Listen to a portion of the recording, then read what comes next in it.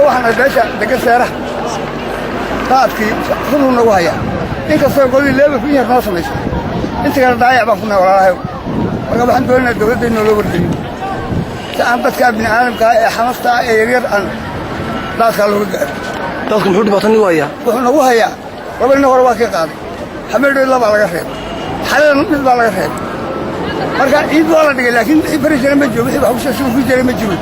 dadku siduu dadka u qaadaya dadku miyaa doonanaya mise soo doonanaya weeyaan dadkii baa bilaa tamar markii hore soo qofka socda ka talaabi jiray taas yar ma waa lagu nakaa qofkii ma isma ogaba dad yar baa socon gulay marka dhibaatadaasaan haysata madiirka la ooday xabaalaha soobay dadku inuu farbato oo meeshii baa yaraatay mise dadka soo farbatay dadkiina u farbatay meeshina xaggan xabaali ma laga ooday xaggan aqal baa xigoo soo ooday wixii baa inta mu noqonaya xaggoosan markaa xaggoosan waa laga xidhay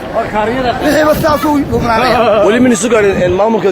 degmada iyo ka gobolku wayna soo gaadhin wax ma niga qabteen imkaa la rabaa hawshii imkaa la rabaa laakiin baalin baa yaalla wax weli la qabta ma jiro intii teebilkeed noo qabtay maxaad ugu baaqaysaa xukuumadda iyo intii wax kuu qaban kartay hay'adaha waxaan ku baaqayaa in degdeg wax noo qabtaan